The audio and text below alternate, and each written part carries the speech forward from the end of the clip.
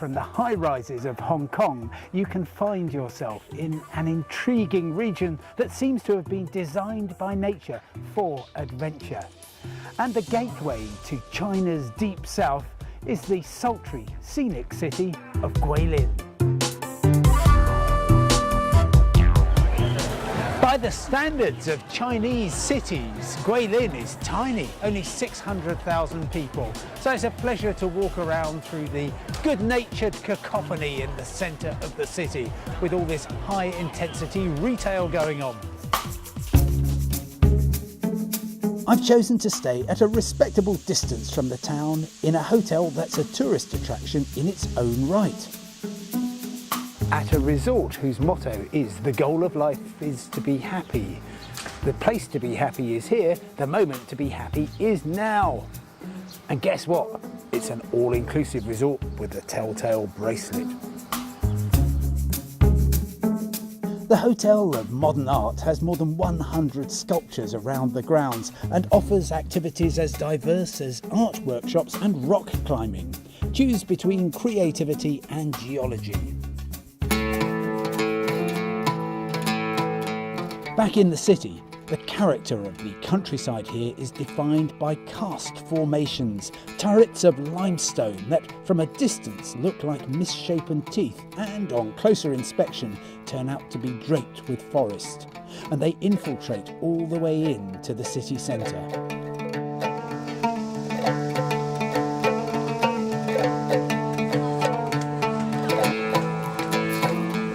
Major cultural relic. No, not me, the official status of Solitary Beauty Peak, the mountain that is at the spiritual heart of Guilin, with a temple at the top, which was originally only for the aristocracy. And it is also officially Guilin's #1 mountain, as you can tell. During my time in China, I've noticed that 1 or 2 people enjoy their food. And here in Guilin, there's 1,000 dishes on offer, including quite a lot of seafood, thanks to the coast being not far away. I call this Squid Road.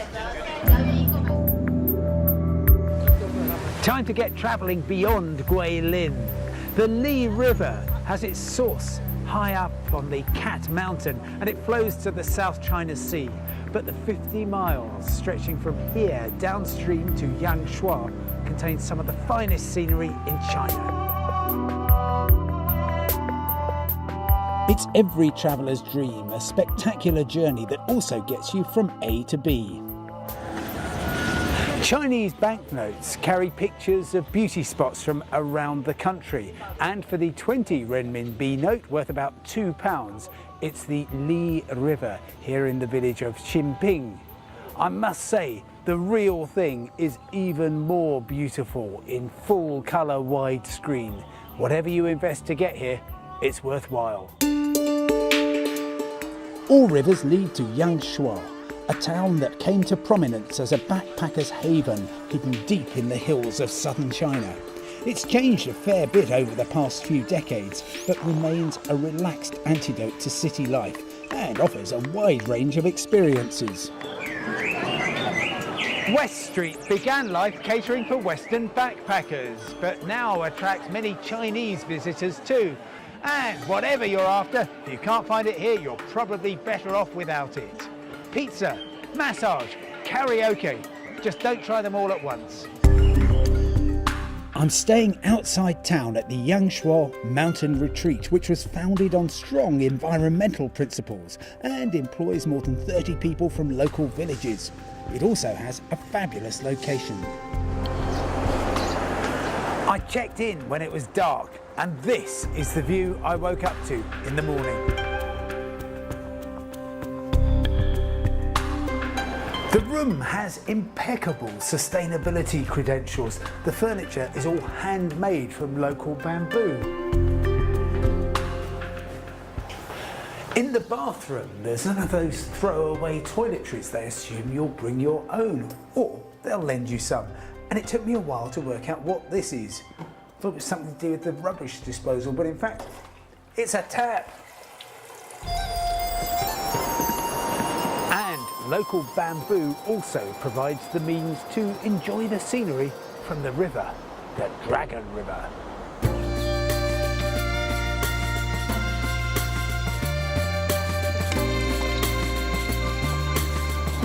It happens to be 9 o'clock on Monday morning, and I can't think of a better way to start the week than drifting through some of China's finest scenery in the capable hands of Captain Pan, while wearing an attractive life vest.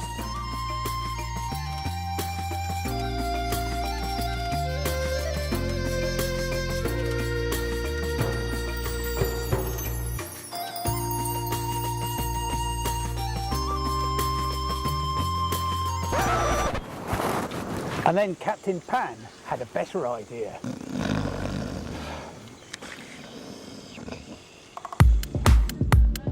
In Yangshuo, you can learn all kinds of new skills. I'm on Cloud 9, which is the name of the cookery school on West Street in Yangshuo, where they will help to unlock the secrets of the delicious cuisine in these parts. Oh, yours looks better than mine. I've always wanted to say this. Here is one I prepared earlier. The latitude here is the same as the southern tip of Florida, so understandably the weather's warm, and for me it's about to get warmer. I'm just about to join these people here who are big human hedgehogs with hot cupping. I'll explain more in just a moment, as soon as Lily gets going. Okay, so here's what's happening. The cups don't start by being hot, but Lily puts a lick of flame into each of them. And if she pops it on your back quickly enough, it forms a vacuum as it cools and contracts, a suction pad to draw out the toxins from your body. Elementary physics meets Chinese physiology. Oh, it does hurt actually quite a lot. Chinese medicine includes the idea that when you're ill, your body is on fire. And according to some practitioners, hot cupping is the only way to smother that blaze.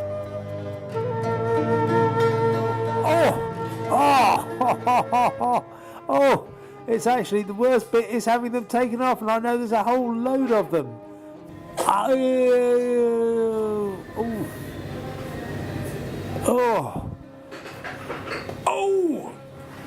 Don't try this at home. And think about it a lot before you try it in China too. China, of course, is the land of the bicycle, so I've rented one called Alice to explore some of the spectacular surroundings of Yangshuo. And I've got some headgear courtesy of Bob the Builder.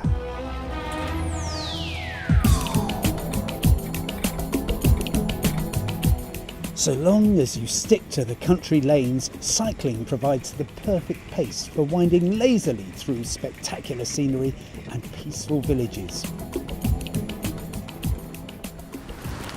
Time to see a particularly exquisite piece of scenery sculpted by time. Maybe I've been in Yangshuo a little too long, but I'm feeling all poetic. East of the sun, west of the moon. I'll be up there really quite soon.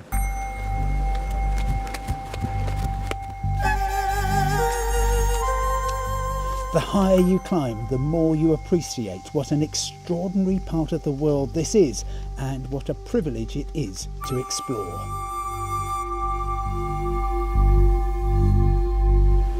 The bright side of Moon Hill is a geology lesson that's come to life. You can see the way that the millennia have etched away at the limestone, leaving a natural arch that's serrated by stalactites. And in the distance, the cast of thousands of ghostly figures retreating into the haze. I've been coming to China for 30 years, and yet I think there's still a great wall of misunderstanding about the People's Republic.